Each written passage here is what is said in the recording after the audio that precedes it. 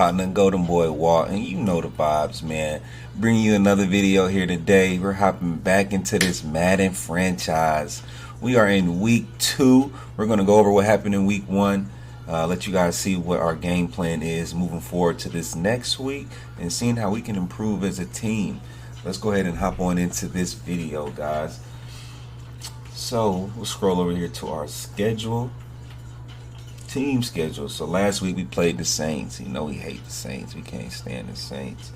But again, we're getting force wins on these computer games. We don't play computers. We're not allowing users to have the opportunity to run up the score on the AI. So that game is simulated. Let's go over and see what happened. Woo! 422 yards on offense. My guys balled out. We held the Saints to 326.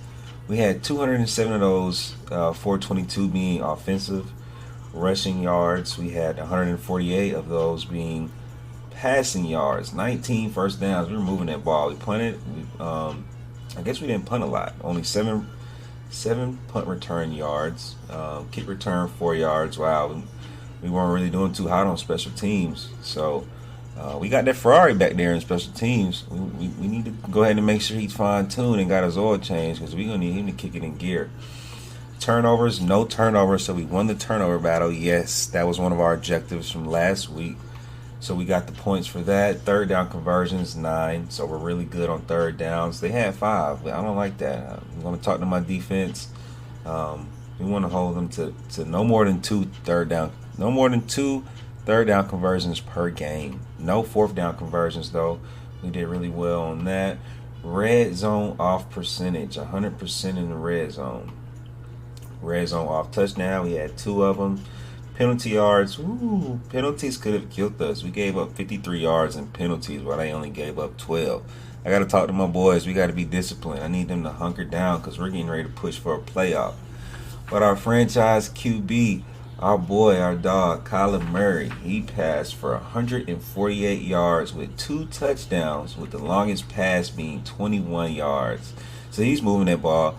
Our offense is schemed towards, again, that triple option. So 21 yards, we don't mind that as far as the longest pass, because we're getting these passes off quick. We love to see that. 15 for 22, we can work on that, but for the first game, that's strong. That is strong. 68% passing completion. We averaged about 6.7 yards per play, so that's tough. That's tough. We'd love to see that. We'd love to see that. With no interceptions, no turnovers on offense.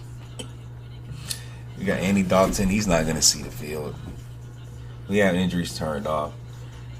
Alvin KaMara, the star of our show. He is, I told you guys in the last video, this is the guy who's going to take our team over the top. Alvin KaMara on 21 carries, 175 yards, averaging 8 yards a carry and 2 touchdowns. He broke 2 tackles, 71 yards after contact. Longest run was 70 yards. He towing that rock, man. That boy towing that rock, man. He towing that rock. We really proud of that boy. Kyler Murray with 58 yards rushing. He's averaging 3.6 yards a carry. I got to go back and talk about Alvin KaMara. Alvin KaMara is almost averaging 10 yards a carry. Every time he touched the ball, we moving the sticks. We'd love to see that. It makes our heart warm. Drake London, I guess he took a couple of jet sweeps, but he took 2 attempts for 5 yards. So that's nice, averaging about 2.5 yards a carry. That's nice, okay. Najee Harris, he, like I said, he's going to be touching the ball. 7 touches. We want to split that up. I want him to be getting at least, but if he's averaging 7, Kamara's getting 21. I want him to at least get 15 touches a game. We'll dial back KaMara a little bit, maybe give him 15, rush for 30. You know, once we get into the user, these stats will be a little bit different. We'll be emphasizing that run game. But I like what I see. 5 yards a carry. Every time he gets the ball, he's at least getting 5 yards. So we love that. Jalen Waddle didn't go on any pitches. Tyquan didn't get anything. Cordell didn't get anything. All of these guys will be getting the ball once we play.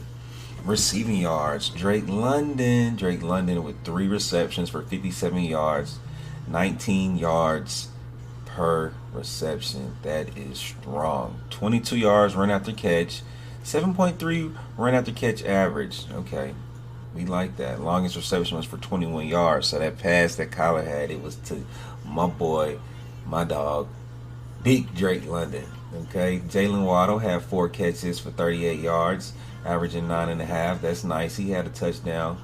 And Drake had a touchdown. So we know our 2 passing touchdowns came from Waddle and Jalen. We should be looking for them to get some XP from that. Nick Boyle's a bridge player, like it says, but 4 catches for 29 yards. While we're doing CPU, I'm going to actually start putting in Isaiah Likely and Parham as a starting tight end, so those boys can get some reps, because we're going to get that win anyway. So, we'll start building up the young guys. Chase Claypool, we actually wanted him. We went ahead with Drake London instead. Deshaun Jackson caught a pass. We'd love to see him getting in there. One catch for 10 yards. Boom, get us a first down, get out the game. That's one of our vets. We need your legs fresh. We need your legs fresh, DJ.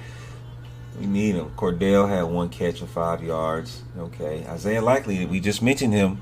So he did actually get into the game, which is crazy, because he's our 3rd string tight end. So how did Parham not play before him? But we're not mad at it. That 1 catch for 5 yards. Looks like he broke a tackle and got another 3 yards. Get off of me. So we love to see that. We love it. Now let's take a look at that defense. We don't care about them. Trayvon Mulray. We love to see that. That's going to be our user guy. So we expecting him to make plays early. He's not even starting. So to see him at the helm of our defensive stats, we love that. We love it. 6 solo tackles, 2 assists, 8 tackles total. Derek Stingley, 6 solos. What's Stingley a dog, man? Devin McCourty's our vet, bringing up those young guys. He had 4 tackles, 2 assists. I gave him 6 total. 4 solo, 2 assists, total of 6 tackles. Julian Blackman, he's doing his thing. 3 solos, 5 total tackles. Who had the interception for us? That's what we want to find out. Bryce Huff, he balled. Caleb Farley, all right, we like that. 4 solo tackles. He get in the game and make plays. DJ Reader, we really want him at the top of our list. Excuse me. We're going to be relying heavily on our defensive line to show up, because these guys love to run the ball in this league. So we have to make that happen. Who had our interception? Okay, big time Greg Newsome. He had 1 tackle. One solo, 1 assist, but he made it up with a big pick that he returned for 14 yards. Okay, we love to see that. Love to see our defensive guys making plays for us. Grant Delpit with only 1 tackle. That scares me a little bit, but again, this is how the AI was playing them. So Delpit probably was playing too high safeties. I'm not saying that he was too high, but he was probably one of the safeties sitting back instead of actually being down in that box. Kickoff return. Okay, good one. Marquise, we picked him up off of free agency. He didn't really do too much. I don't know why. I just gave him the okay. Cordell Patterson. All right, so it looks like that we had a really good first game. So let's go ahead and dive on into week 2. Let's go ahead and get prepared for the Los Angeles Rams. And I also have to go talk to the commissioner and get them to fix my force winds once they get a second to do that. All right. Key to victory. Let's talk with one of our leaders about the game. Let's see what they have to say. And this is from the previous week. Our guys are checking in with us. Calais Campbell. A win is a win, but we're still disappointed as our unit. A win is a win, but we're still disappointed as a unit. Okay, it's all part of the process, baby. It's a little scary knowing that we got the win and we can still be even better. So think about it like that. we can still get better. So that's me talking with Calais. Just reassuring him that, yeah, man, we got to tighten up as a team, but we still pulled off that W. So with us not even being at our best and us still winning, that's a little bit scary. Now that's my coach. I'm just speaking for him. Let's see our game plan for this elite QB we're going to be facing. Preparing for an offense led by Joe Burrow probably results in a lot of sleepless nights. So getting this win must feel nice. Yeah, it was nice. It was nice. I'll slow it down and start reading those. But I guess he was just giving a little speech like, yeah, we did what we had to do. We came in. We don't like them boys in NOLA, New Orleans. They knew what it was when they signed up. We was coming to beat boys down. Weekly strategy. Let's hop on into it and game plan for the next week. So their quarterback isn't really that great. Carson Wentz with a 74 overall. They're telling us to contain QB scramble. We're not worried about Carson Wentz scrambling the ball. That's a joke. We're really not worried about them running either with my boy Clyde. So we'll defend the medium pass again. We did this last week and got an interception. Let's see if we can go ahead and get us another one. On defense, let's see what we'll get into. I'm sorry, on offense is our offensive game plan. So Cameron Sutton, I actually like him. He's a great player. Ooh, Joey Bosa. So they're wanting us to stay away from the run. Well, we're a run-first team, baby. They want us to throw it medium because the DBs are weak. Okay, so we'll side with what my defensive and offensive coordinator is recommending. So we'll do the improved medium accuracy, pass blocking, medium route running, and catching. They'll have faster reaction to our short passes. That's going to be fine. Again, this is a CPU game. We just want to put these boys in the best position so that they can go out and play their best, and then they have better development. So we got these two guys. We're still doing our best. Oh, before we do this, let's see. We have an opportunity to go and upgrade. Well, no, I actually know that we won't have enough, so we'll get back to that. But let's go ahead and set our weekly goals. They switched this up totally from what was going on last year. I like this. Get one interception and we get three of the staff points. So we'll stay with that. Now, one thing that we tested last year was that setting your game plan for these goals and objectives, your team actually strived to make it happen. So let's see if we can do that this week. We're going to go for one of these 5. I think we had almost 200 yards rushing last week. So let's see if we can duplicate that. We want to allow less than 24 points. If we can stay pretty consistent with that. Actually, we're going to allow less than 20. We want to stack up some of these staff points so we can get our team better. And for offensive yards, we're going to go about 250. We'll bring that down 1. And we always want to win the turnover battle. Every week, we want to win the turnover battle. That's where we're going to click no matter what. But that's our weekly strategy. Let's put these guys in the training and go ahead and get them pumped up for this upcoming week. Because I know they are ready to play. Andy Dalton is still getting these reps. So is AJ McCarron, but we're not mad at those guys. They're only making our team better. So really productive training. Looks like we got some game plan boosts. We'll be taking advantage more of those once we actually play a user. So we'll actually tailor our game plan towards something that's going to help us out on the field. So you see, for instance, if you look at Hughes, he's going to have +5 across the board, play recognition. I'm not sure what FMV is, finesse man something. That might not be it either. But once we start playing these users, we'll tailor our game plan that'll give us boosts, that'll make it effective on the game field for us. Because we want every competitive advantage that we can earn, and not that's been given to us. Well, let's hop into the staff. I want to show you guys these staff points really quick. So we're continuing our staff modifications, and we're just going to go ahead and buy straight down the line. Remember, we're trying to get to this after-school tutoring. We want to be able to unlock 3 additional focus players so that we can pop them in that training. It's going to be our younger guys, so they can get some more XP when they're going through these trainings and develop a little bit faster. So we just upgraded, same team, same scheme. We got 10% of a refund for our defensive coordinator if we decide to replace him. Same thing for the offense.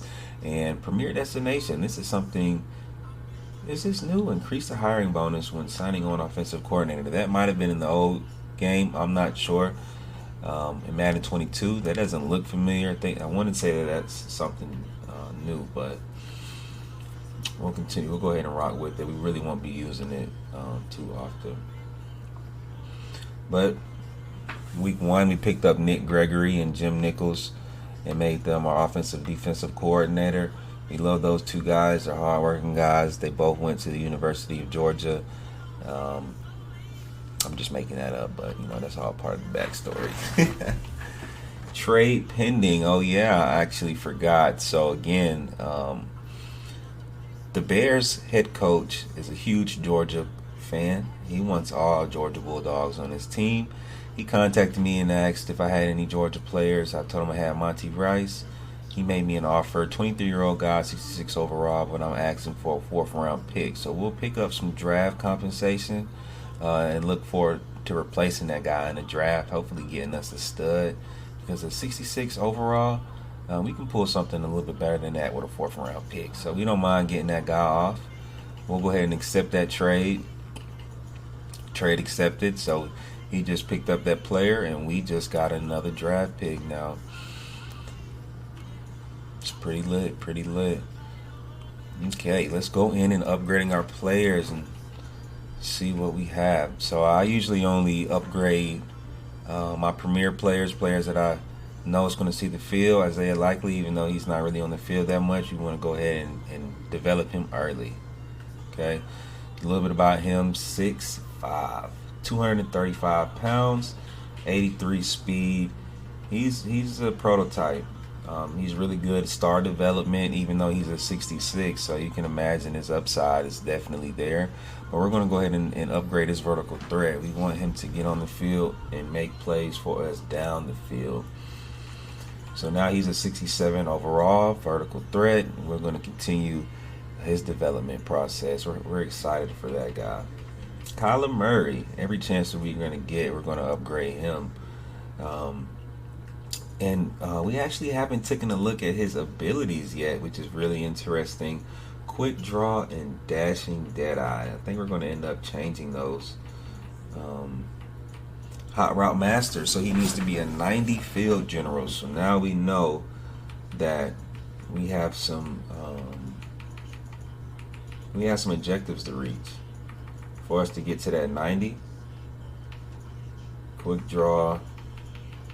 So right now, what he has available to him, I believe those are going to be our best options.